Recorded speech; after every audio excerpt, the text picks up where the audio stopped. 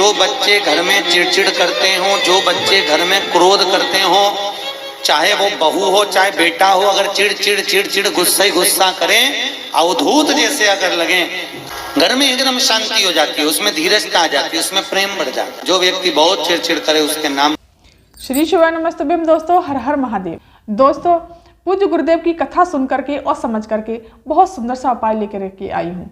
दोस्तों, आपके बच्चे चिड़चिड़ करते हैं, कहना नहीं मानते और बहुत परेशान करते हैं और गुस्सा करते हैं, क्रोध बहुत करते हैं, तो उसके लिए पूज्य गुरुदेव ने बहुत ही सुंदर सा उपाय बताया है। वो उपाय बताया है मात्र 5 बेलपत्री से। आपको कुछ भी नहीं करना, सिर्फ बेलपत्री ले लेनी है। लेकिन दोस्तों, बेलपत्र कटी फटी नहीं होनी चाहिए, एकदम साफ सुथरी बेलपत्री होनी चाहिए। और दोस्तों, पूज्य गुरुदेव ने कहा है ये उपाय केवल और केवल बुधवार के दिन ही किया जाता है और किसी दिन ये उपाय नहीं किया जाता। तो दोस्तों, ये मार्गशीर्ष का महीना बहुत ही सुंदर और पवित्र महीना है। इस महीने में भोलेनाथ और माता पार्वती का भी विवाह हुआ था और रामचंद्र जी और माता सीता का भी इस महीने में विवाह हुआ था। तो दोस्तों, इस महीने में बुधवार, पहला मार्गशीर्ष का बुधवार पड़ रहा है, तो इस उपाय को आप जरूर ही करिएगा। तो चलिए जानते हैं। आपको 5 बेलपत्री ले लेनी है, कटी फटी नहीं होनी चाहिए, एकदम साफ सुथरी बेलपत्री होनी चाहिए। तो आपको क्या करना है दोस्तों, जब आपका बच्चा सो रहा हो, सुबह उठने से पहले, बहुत से बच्चे लेट उठते हैं, बहुत से जल्दी उठ जाने, लेकिन आपको क्या करना है, 5 बेलपत्री लेकर के उस बच्चे के, जब बच्चा सो रहा हो, उससे हाथ से टच करा देनी है। जैसे सो रहा है उसके हाथ से कहीं भी टच करा दो, इस प्रकार से आपको टच करा देनी है। टच कराने के बाद में आपको सीधे महादेव के शिव मंदिर पहुंच जाना है। शिव मंदिर पहुंच करके उत्तर दिशा की तरफ मुख करके आपको खड़े हो जाना है। और दोस्तों, तांबे के कलश में, लोटा में जल जरूर ही ले जाना है। जल ले जाना है, उसमें थोड़ा गंगा जल डाल लीजिए, थोड़ा सा मीठा डाल लीजिए इस प्रकार से। और अपनी पूजी थाली तैयार करके ले जाइए। अगर चाहते हैं तो चंदन ले जाइए, चावल ले जाइए, जो भी पूजा की सामग्री ले जाना चाहते हैं, दीपक ले जाना चाहते हैं, और नहीं तो आप 1 लोटा जल और बेलपत्री ही ले जाइए, वही काफ़ी है। इतना ले जा करके आपको माता पार्वती और भोलेनाथ का हमेशा स्मरण करते हैं। तो इसमें माता पार्वती का नाम नहीं लेना, माता पार्वती नहीं कहना, आपको उमा का नाम लेना है, उमा। और कुछ नहीं बोलना, कोई मंत्र नहीं बोलना, श्री शिवाय नमस्तुभ्यम भी नहीं बोलना, कोई ओम नमः शिवाय नहीं बोलना, कोई भी और मंत्र नहीं बोलना।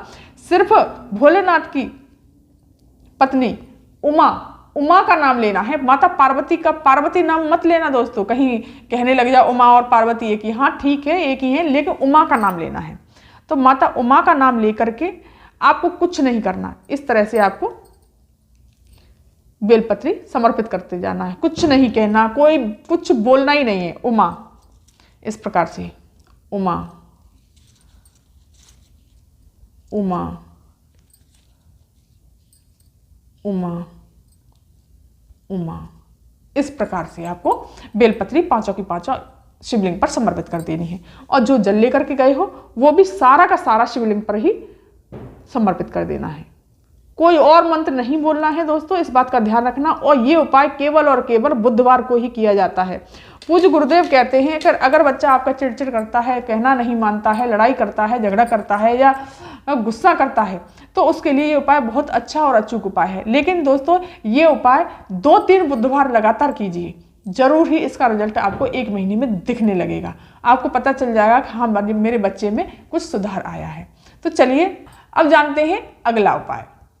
अगर आपको धन से जुड़ी हुई कोई दिक्कत है, आपके पास धन नहीं आ रहा, प्रयास बहुत कर रहे हैं लेकिन आप कामयाब नहीं हो पा रहे हैं, या फिर आपकी कोई विशेष मनोकामना है जो काफ़ी दिनों से अटकी हुई है, आप प्रयास तो कर रहे हैं कामना करने की, लेकिन वो कामना आपकी भोलेनाथ पूरी ही नहीं कर रहे, तो इसके लिए पूज्य गुरुदेव ने बहुत सुंदर सा उपाय बताया है। उनकी ही कथा सुन करके और समझ करके मैं आज ये उपाय आपको बताने जा रही हूँ। दोस्तों, उसके लिए आपको लेना है 1 बेलपत्री, जो कि साफ सुथरी होनी चाहिए, कटी फटी बेलपत्री नहीं होनी चाहिए। 1 लेना है शमी पत्र। शमी पत्र दोस्तों इस तरह का होता है, बहुत सी माता बहना है कि 1 पत्ती इसमें से शमी पत्र की तोड़ लेती हैं, वो समझती हैं 1 बेलपत्री, नहीं, शमी पत्र, सॉरी। और ये ऐसे 1 पत्ती ऐसे करके मानी जाती है, जो ऐसी पूरी तरह से तोड़ी जाती है। थोड़ा सा मीठा ले लीजिए, दीपक ले लीजिए, चावल, चंदन, जो भी है आप पूजा पाठ के लिए जो भी ले जाना चाहते हैं या ले जाते हैं शिव मंदिर, वो सब ले जाइए। और आपको एक तांबे का कलश लेना है, उसमें जल भरना है आपको अपने परिंदे में से, अपने मटके में से, बाल्टी में से या आरओ में से। तो आपको पूज्य गुरुदेव हमेशा ये कहते हैं कि आपको जल हमेशा अपने घर से ही भर करके ले जाना चाहिए, क्योंकि इससे पितृदोष समाप्त होता है, साथ ही साथ वास्तु दोष भी खत्म होता है। तो आपने जल भर लिया अपने घर से, थोड़ा सा आप इसमें गंगा जल डाल सकते हैं, मीठा डाल लीजिए थोड़ा सा, इस तरह से इस प्रकार से मीठा डाल लीजिए और आपको पहुंच जाना है सीधे देवादिदेव महादेव के मंदिर में।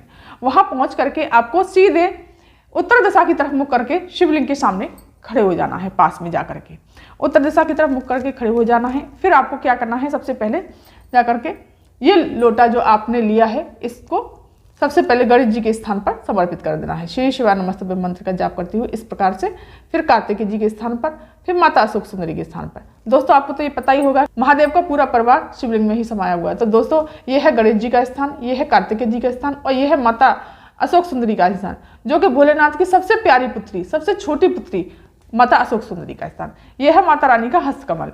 तो थोड़ा सा जल यहाँ भी समर्पित कर देंगे। फिर श्री शिवाय नमस्तुभ्यं मंत्र का जाप करते हुए इस तरह से आपको जल समर्पित कर देना है और थोड़ा सा ही जल समर्पित करना है और फिर बाद में जल आपको बचा लेना है। फिर आपको क्या करना है, एक बेलपत्री लेंगे, इस पर थोड़ा सा चंदन लगाएंगे। पूज्य गुरुदेव हमेशा कहते हैं कि बेलपत्री कभी भी खाली नहीं चढ़ानी चाहिए, चाहे एक दाना चावल का ही क्यों ना चढ़ाएं। तो आपको थोड़ा सा चंदन लगा लेना है और अपनी कामना कहते हुए यहाँ से बेलपत्री पकड़नी है। दोस्तों ये डंडियों के बीच में, दोनों पत्तियों के बीच में ये थोड़ी छोटी सी डंडी होती है, यहाँ पर आपको ये बीच में पकड़नी है। ये यहाँ से और यहाँ तक 33 कोटि देवी देवताओं का वास होता है। तो आपको यहाँ से ये बेलपत्री पकड़ करके आपको अशोक सुंदरी वाले स्थान पर, जो माता रानी, जो भोलेनाथ की सबसे छोटी पुत्री है, वहां पर समर्पित कर देना है और अपनी कामना बोलनी है। डंडी का भाग शिवलिंग की तरफ रखना है। बाकी उपायों में डंडी का भाग जलाधारी की तरफ होता है, इसमें डंडी का भाग आपको शिवलिंग की तरफ रखना है और फिर यहाँ से उठाते हुए इसी बेलपत्री को भोलेनाथ की शिवलिंग पर समर्पित कर देना है, इसी प्रकार से श्री शिवाय नमस्तुभ्यं मंत्र का जाप करते हुए। और फिर आपको क्या करना है, शमी पत्र लेना है। जो जलाधारी से ये बह करके नीचे जो जल जा रहा है, यहाँ पर जो जल जा रहा है, वहां पर अपनी कामना कहते हुए, धन से जुड़ी हुई समस्या है या आपकी कामना कोई अटकी हुई है, बहुत समय से आप प्रयास कर रहे हैं, तो आपको यहाँ हाथ रख के वो बोल देनी है और फिर आपको चंदन लगा देना है, त्रिपुंड बनाना है, श्री शिवाय नमस्तुभ्यं, श्री शिवाय नमस्तुभ्यं। और फिर थोड़े से चावल समर्पित करने हैं, चंदन लगा दीजिए और फिर थोड़ा सा मीठा समर्पित कर दीजिए। इस प्रकार से आपको वहीं पूजा पाठ कर लेनी है और फिर आपको दीप जलाना है। दीप जला करके आपको श्री शिवाय नमस्तुभ्यं मंत्र का जाप करना है, शिवलिंग के पास बैठ के उत्तर दिशा की तरफ मुख करके और अपनी कामना कहते हुए अपना नाम और गोत्र बोल करके आपको फिर जल समर्पित करना है। श्री शिवाय नमस्तुभ्यं, श्री शिवाय नमस्तुभ्यं नाम करते बोलते हुए इस तरह से आपको जल समर्पित करना है और आपकी मनोकामना दोस्तों पूज्य गुरुदेव ये कहते हैं शीघ्र से शीघ्र पूरी होगी। और अपनी कामना कहते हुए फिर आपको आरती कर देनी है। इस प्रकार से आपको शिव जी की आरती तो आती होगी, इस प्रकार से आरती करते हुए भगवान शिव को प्रणाम करते हुए, चरण छूते हुए और ये जलाधारी से यहाँ टच करवाते हुए अपने नैनों से इस तरह से जल लगाते हुए, कंठ से लगाते हुए, हृदय से लगाते हुए अपनी कामना कहकर सीधे आपको अपने घर चले आना है। पूज्य गुरुदेव कहते हैं इस उपाय को करने से मात्र 1 महीने में आपकी मनोकामना जरूर पूरी होगी और धन से जुड़ी हुई जो भी समस्याएं वो सब दूर हो जाएंगी। तो दोस्तों ये वीडियो आपको कैसा लगा, ये जानकारी आपको कैसी लगी? अगर पसंद आई हो तो मेरे चैनल को सब्सक्राइब कीजिए, वीडियो को लाइक कीजिए और कमेंट में श्री शिवाय नमस्तुभ्यं या भोलेनाथ का कोई प्यारा सा नाम जरूर लिखिएगा। धन्यवाद।